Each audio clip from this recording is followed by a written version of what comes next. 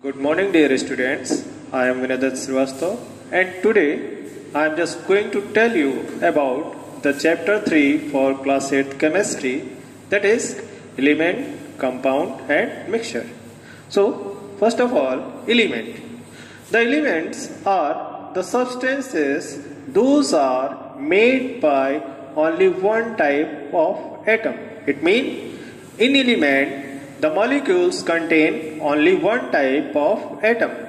You can just have the example of oxygen, hydrogen, sodium and up to 118 elements. Those are known till the date to us. We have just placed these elements in a periodic table in a very systematic way in periods and groups.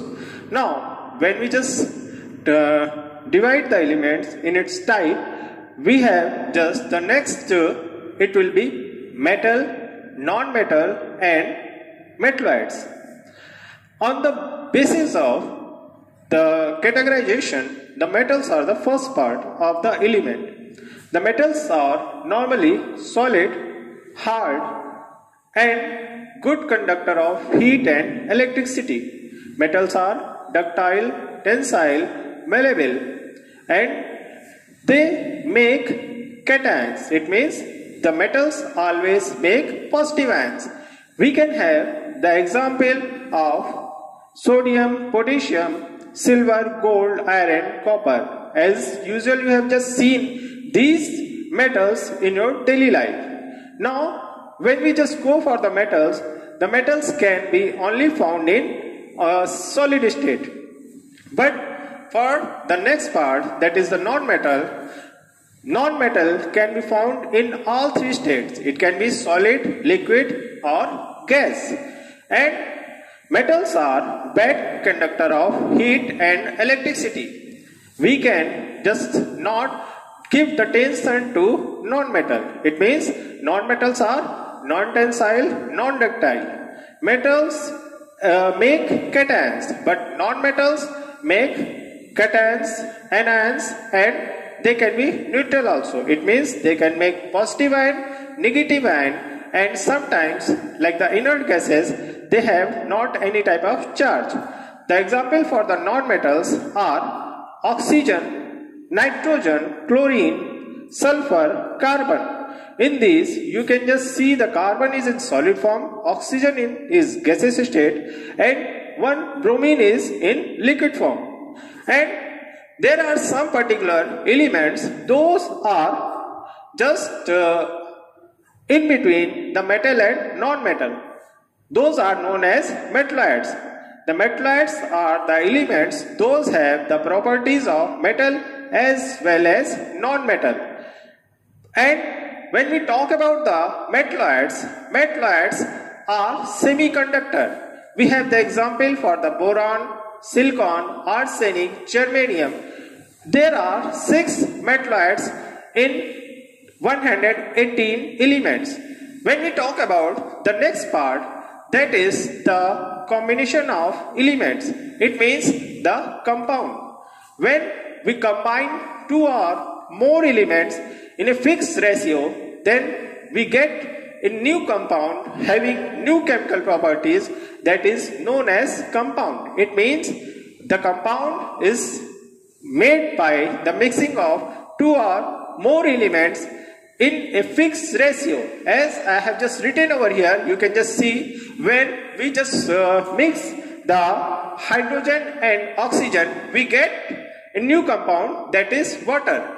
And you can just see over here the combination is H2O. It means hydrogen atoms and oxygen atoms have combined in 2 ratio when they have a fixed ratio. You can just see over here, I have just taken CO, carbon monoxide and CO2, carbon dioxide. They both have the different ratio of carbon and oxygen. Due to that, they have different chemical properties. And the next part, that is the mixture. Mixture is somehow different from compound. In compound, we get a new substance having new chemical properties. But in mixture, when we mix 2 or more substance, we doesn't have any change in chemical property. You can have the example of water plus sugar. When we mix water and sugar, we have not any change in the properties of water and sugar. And in a mixture, we can mix the substances or the components in any ratio. Although we have to mix the components in compound in a fixed ratio. So, mixture have not definite ratio of its component. When we talk about the mixture, mixture is made by two things at least. First thing is the solvent, and the second thing, that is solute. It should be clear what is the solvent and what is the solute. Here we have just taken an example of water and sugar. Water is solvent because we are mixing the sugar in it. So sugar will be solute and this will be a mixture.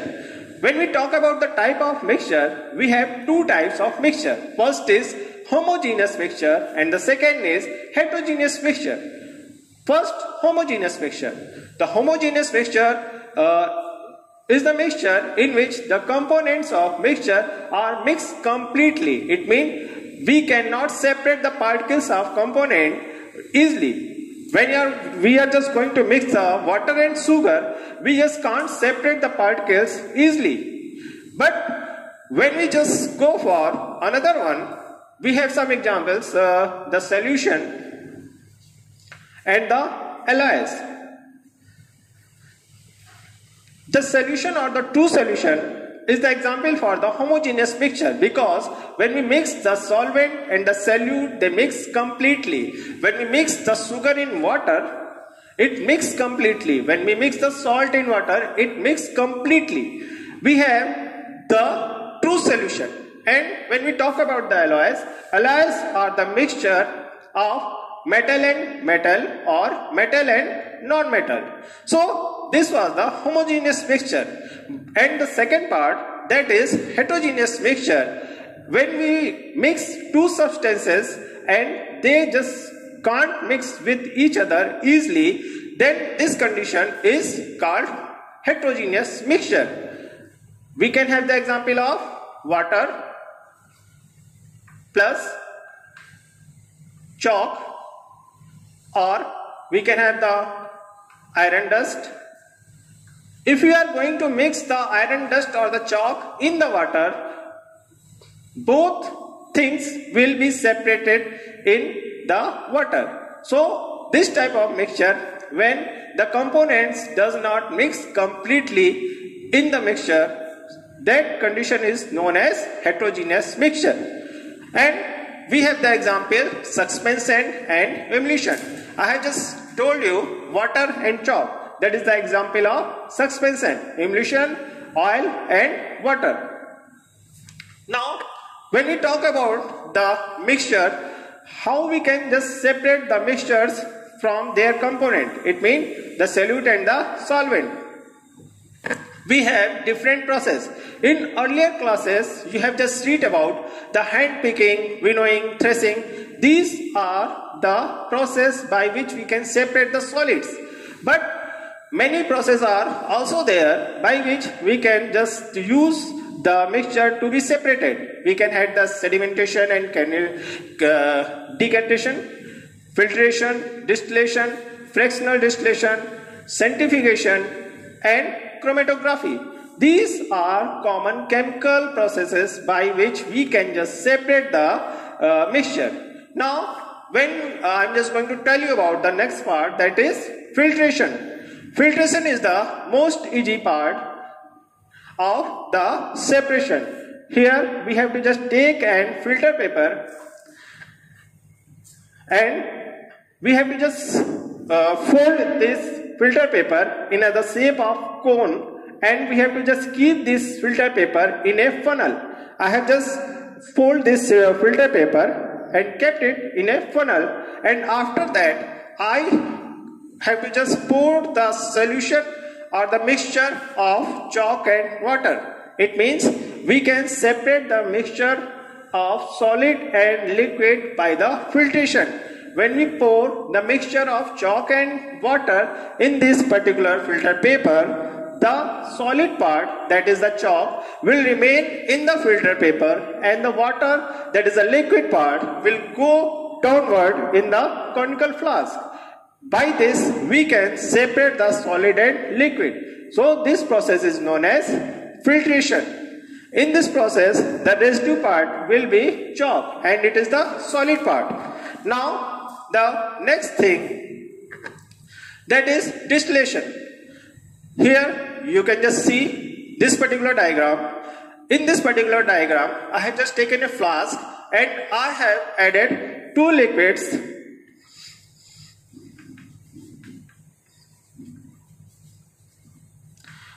Liquid plus liquid. For example, I have just taken alcohol plus water.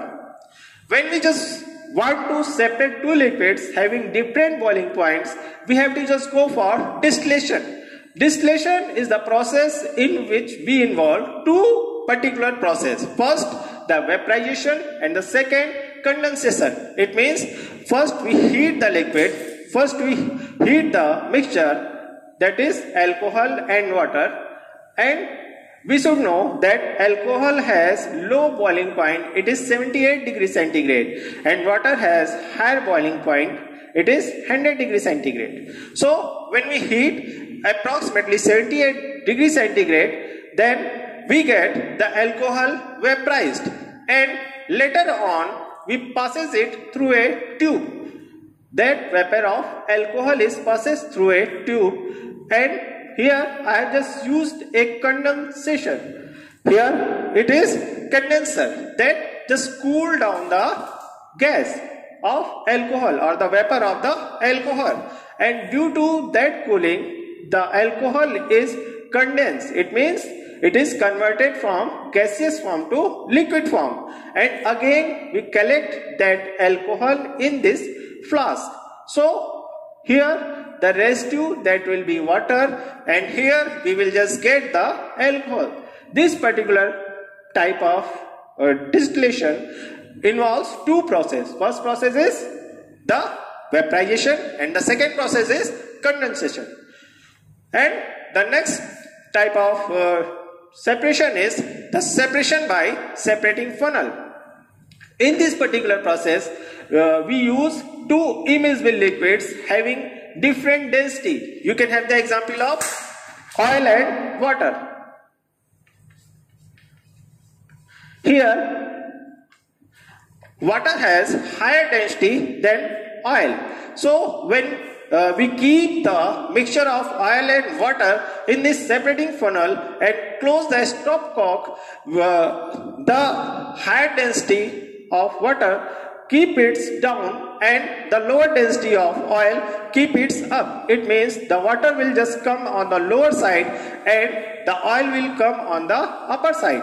And after opening this stopcock, the water will just pour out into the beaker, and we will just have the oil in this separating funnel. By this we can just separate the two immiscible liquids. The liquids, those are not mixing with each other.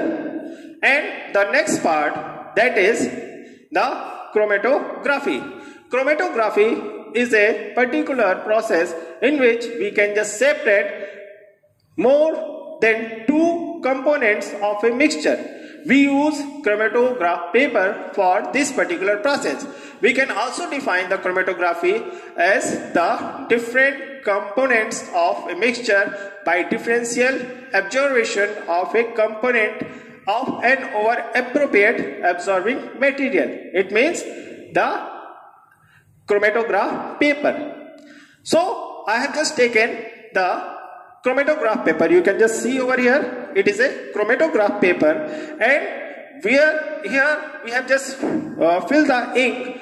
Ink is a mixture of different dyes and colors, and when we are just touching this ink at a particular level, the ink is sucked by this chromatograph paper. That chromatograph paper is mainly made by filter paper, and due to that you can just see over the different colors those are appeared on this particular chromatograph paper. These are just representing the different components those are mixed in that particular mixture. So this is the paper chromatography, which can just observe or differentiate the different components of a mixture. So it was the chapter element, compound and mixture.